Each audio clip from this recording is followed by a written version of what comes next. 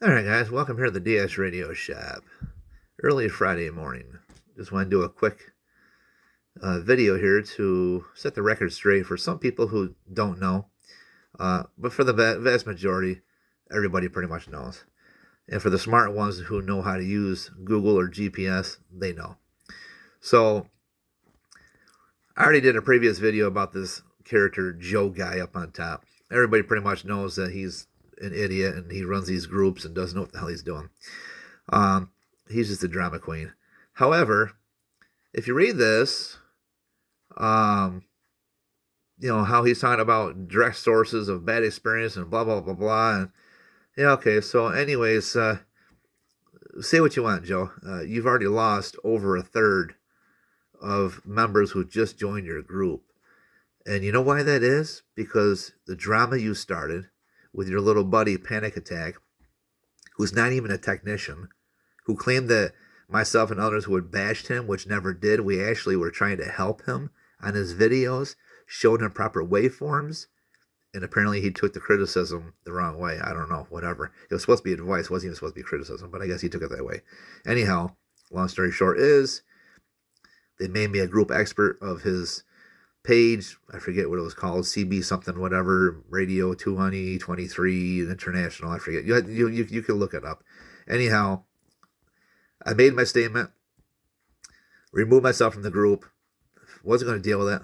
No sooner I go to leave the group, several other techs who were in that group left because they were very upset with the way the drama had started and the bullshit that was started on me for no reason. All because of this little Panic Attack, who still yet has not produced a legitimate first and last name.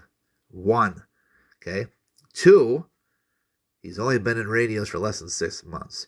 3, he claims he's an engineer and a dealer for Anytone and Stryker radios, which is not. You guys can call yourself. Don't listen to me. Don't believe me. I don't really care. Do your homework and call. That's what I did. I did my homework and I called just to verify. Because if he was, okay, cool, I'll give him some business. I'll buy some radios from him. That is not the case. He said he engineered the MPC chip. No, he did not.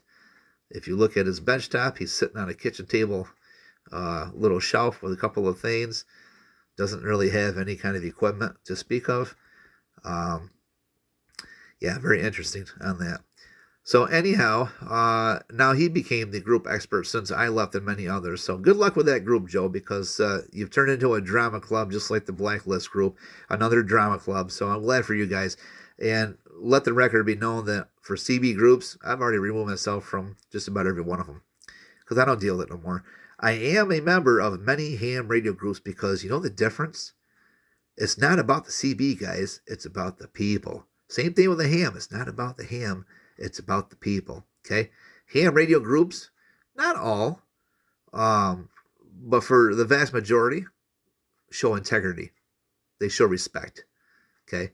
And those are the groups I'm members of. And I have been well known for many, many, many years as the go-to guy, along with many other great technicians, because we know what we're doing.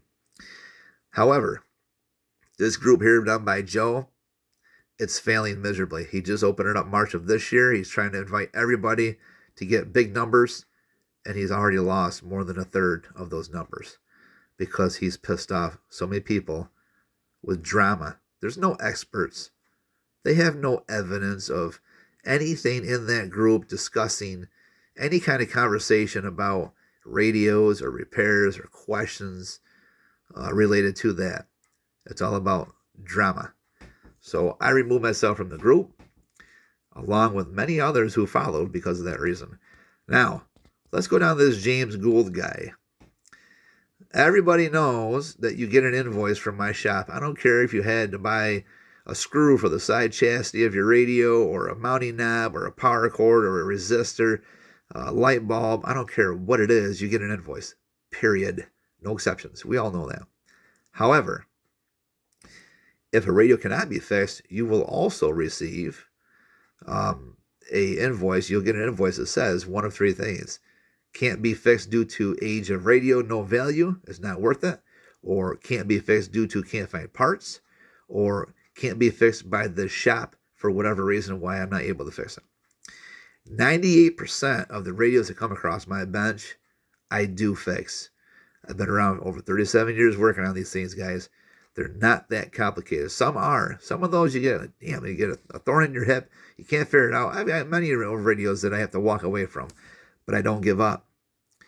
And I don't charge everybody a bench fee or an hourly rate. It might take me, a while to fix your radio, but that's okay as long as you're patient, which most of my customers are, very patient.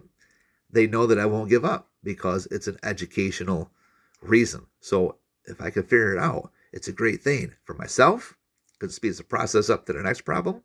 Or maybe somebody on social media or a forum of some sort or wherever, or another shop. I've had many shops call and ask. I've called around to other shops and ask as well. And that's what you're supposed to do. You all work together and say, hey, have you seen this problem before? I got this radio. And someone's going to say, yes, here's the problem I've seen, and here's what I found to fix the problem. That could help somebody else out, which is why I don't give up on radios. I will go to the far extent and then some to try and fix someone's radio. I don't like giving up on radios because if you give up, then that doesn't make you a good technician unless you just have to finally throw the towel in because it's been months on the radio.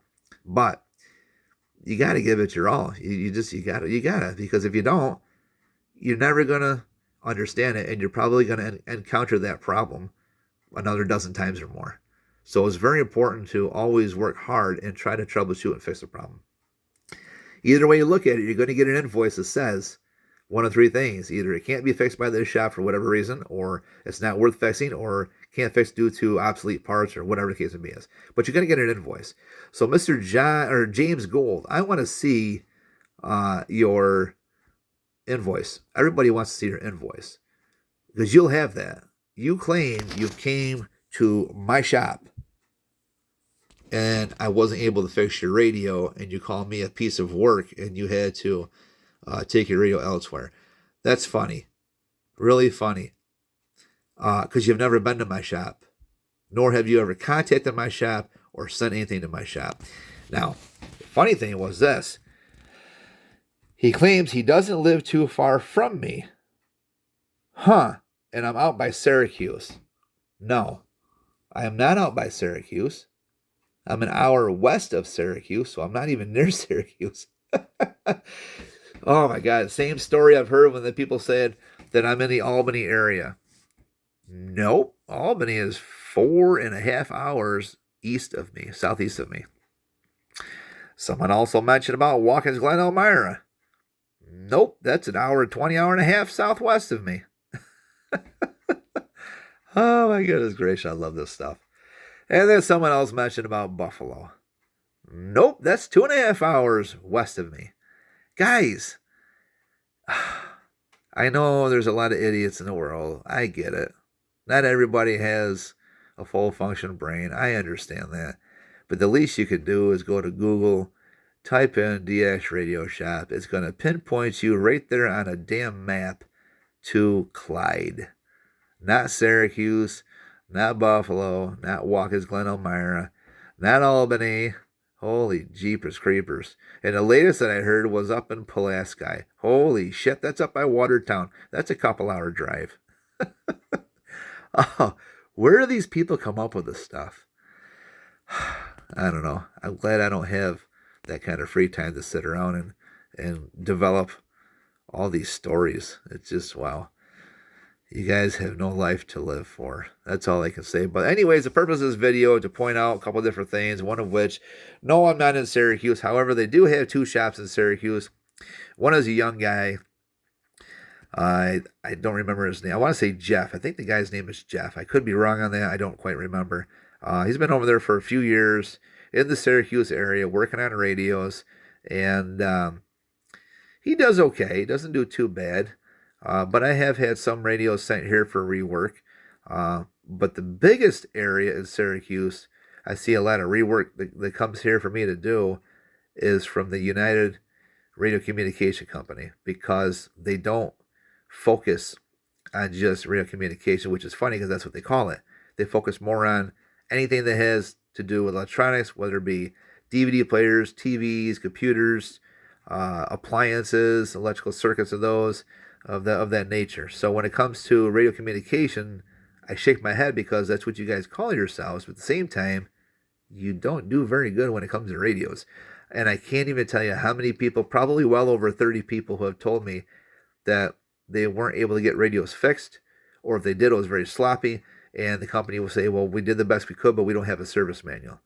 If you're a radio communications shop or a company, you should have all of that on hand. So I don't fully understand why they don't have service manuals for radios.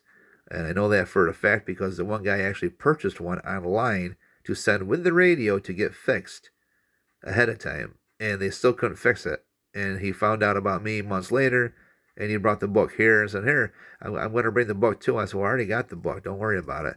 But he brought the book to show me that he had purchased the book, $15 for a Sam's PhotoFax book for his Washington base that he could not get fixed at that company. And he had the book for it too. I was like, wow, okay. So I didn't need the books. I've got all my service manuals here. Yeah, I don't understand why people think that I'm in Syracuse. I'm not. So anyways, I just want to point this out, guys, that if this James Gould wants to continue bashing me, you go ahead and have at it. I'm glad that you're, if this is what starts your day, then like some people need a newspaper in the morning with a cup of coffee on the table by 6 a.m. to start their day. So if that's what you got to do, then you can dramatize. And this is just another blacklist group. All these groups that they do, that they call one thing, are really all just a bunch of little, babies full of diapers of shit. So, but this James Gould guy, yeah, let's see your invoice. You produce that invoice, and then you can prove me wrong, okay? So, because if you claim you came here and you said I couldn't fix your radio, you're going to get an invoice. You're going to have an invoice with that radio, with the model, the make, the serial number, your address, your phone number, and it's going to say one of three things with a date onto it, with a zero balance, because I don't charge at all to troubleshoot, to look, to analyze, or to figure out. Only if I got to fix it, then that's where you get charged. So you'd have a zero balance, and it's going to say either could not get fixed due to value, could not get fixed due to can't find parts or obsolete, or could not fix due to the fact that this shop was not able to fix it for whatever reason, and you'd have a description. So, James, let's see that invoice. You produce the invoice, and then you got something to go on. Until then, stop your drama. Stop posting shit about my shop, because obviously you've never been here. And if this is what you and Joe want to do, and Joe wants to reach out to a few more people to have comments go back and forth just to make himself look good, because Joe got called out on a bunch of shit and now he looks like a total ass. And by doing this, he looks that much more as a total ass. So thank you so much for your take onto this, Joe. And thank you so much, James, for putting your 2 cents in. And let's see that invoice, because if you were at my shop in the Syracuse area, which we know he was not, then you'd have the invoice. Let's see the invoice, buddy. Till then, everybody have a great day and enjoy your weekend coming up. DS Radio Shop 73.